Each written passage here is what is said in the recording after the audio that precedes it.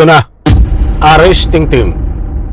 Naka-standby na para sa paghuli, pagdakip sa mga senador. Alright, welcome back to my YouTube channel. I'm Andy's Vlog. Mga kaibigan, ito ho, kapapasok pa lang na mainit na balita. Hindi lang ho isang senador ito. Dahil lang sinasabi ho dito ay naka-standby na ang mga kinaukulan na aaresto dito ho sa mga senador na sangkot sa flood control scandal. I-like muna natin ang video na ito kung nagustuhan nyo po.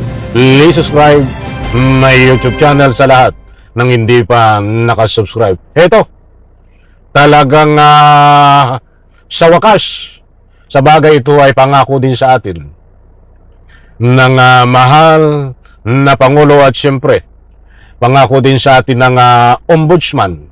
Dapat nga noon ay magpapasko pa ito sa kulungan, subalit na-delay at nirespeto natin yan. Hindi maiwasang ma-delay. But ang importanteng mahalaga ho ay nagkatotoo na itong usapin na pagkulong, pagdakip sa mga senador na sangkot sa pagnanakaw ng pera ng taong bayan na pinadaan sa flood control scandal. Isang tabi po muna natin itong si Bong Revilla dahil alam po naman natin na siya ho ay nandyan na sa city jail na nakakulong.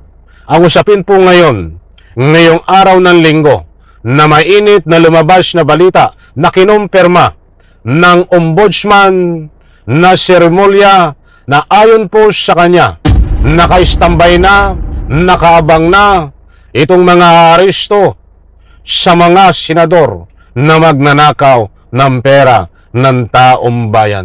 Hindi po ito fake news, mga mahal kong taga-subaybay. Kapit, huwag po kayong alis. Dahil kung gusto nyo po itong maunawaan ng lubos, samahan nyo po ako hanggang gitna o kahit hanggang dulo. Panoorin ng video at vlog na ito. Ito, nako. Sa bagay, may gwardiya naman kayo diyan sa kulungan, kaya lang mag-iiba ang takbo ng inyong buhay. Kilalanin po natin, mga mahal kong taga-subaybay, itong mga bagong senador, mga bagong pagdakip sa mga senador. Sino-sino po ito? Mga kaibigan, ibabahagi ko po sa inyo. Nandito po ang resibo, katunayan, at ipaplas ko ho diyan sa screen. Bago ko ibahagi po sa inyo, gusto ko munang kunin ng inyong panig. Pabor po ba kayo dito sa mga senador na ikulong o dahil sila ay sangkot sa pagnanakaw ng pera ng taong bayan? Kayo ba ay naniniwala? Any reaction, karapatan nyo magbigay ng anumang public opinion. Heto, ibabahagi ko. Buhat sa Abante News Online, at marami na rin pong nagpahayag nito kanina lang umaga. Meron din po sa DCRH na video ng pagkumpirma ni Boyeng Revilla dito po sa usapin na naka-standby na ang mga huhuli dadakip sa mga senador. Ito po ang pinapaabot sa taong bayan at siyempre sa mga dapat na ika nga po responsable dito po sa usapin na ito. Buhat sa Abante News Online, nandyan ho sa screen. Babasahin ko ang nilalaman. Huwag kayong mag-alala. Yung arresting team naka-standby na. Buhat po kay Ombudsman Jesus Crispin Remulla. Nandyan po ang resibo, mga kaibigan, naka-flash sa screen. Bago tayo magpatuloy, muli ho, hindi ho tayo dito nagpapakalat ng anumang fake news. Maliwanag naman ho ang sinabi ko, ng mga huhuli dadakip sa mga senador na huhulihin ay naka-standby na. Ibig sabihin, naka-prepare na, mga kaibigan, nandyan ho ang katibayan. Pwede nyo pong i-screenshot para mayroon din po kayong resibo. Ano po ang kabuang istorya nito? Babasahin ko ho. Wala umanong dapat ikabahala si Senate President Vicente Sotto sa grupong nagtutulak ng kudita sa Senado dahil malapit nang maaresto ang ilang senador na sangkot sa flood control scandal. Tandaan po natin, ang mga aaresto ho, dadakip sa mga senador ay naka-standby na dahil anumang oras ay pwedeng arestuhin ang mga senador. Sino po itong mga senador na ito? Mga kaibigan. Ito po, ididiretso natin. Nandito po. Huwag kayong mag-alala, yung arresting team naka-standby na, diin Remulla.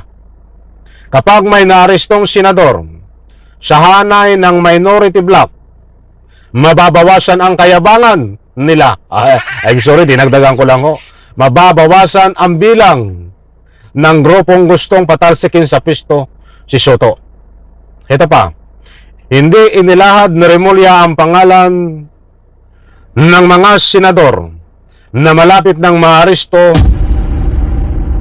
pero kabilang sa iniimbestigahan ng Department of Justice DOJ ay si Senador Joel Villanueva, Jingo Estrada, Francis Escudero at dating Senador Bong Revilla.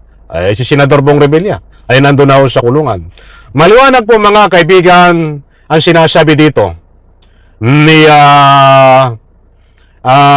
Ombudsman Remulla. Huwag kayong mag-alala.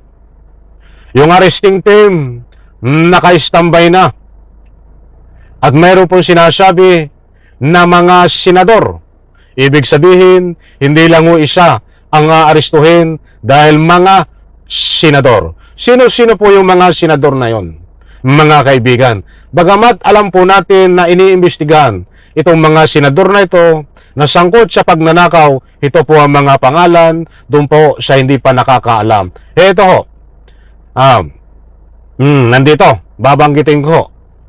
Si Senador Joel Villanueva, Senador Jingo Estrada, Senador Francis Escudero. Yan hong mga senador na yan na tatlo.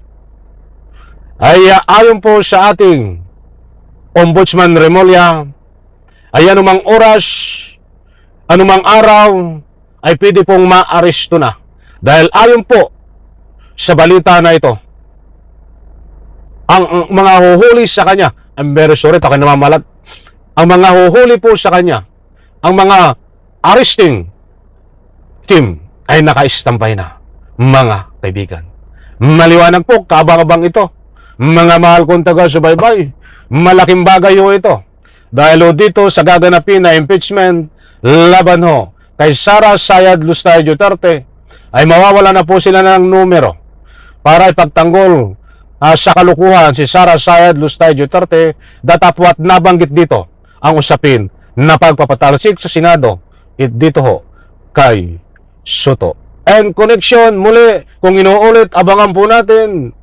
Ayon po sa balita na ito, ang mga dadakip sa mga senador na ito ay naka-standby na upang hulihin at ikulong diyan po sa City Jail. At yan ho, ay nabanggit ko ang mga pangalan nandiyan po sa screen. Sa like ko sa video na ito. Maraming salamat, bye-bye. Palapakan.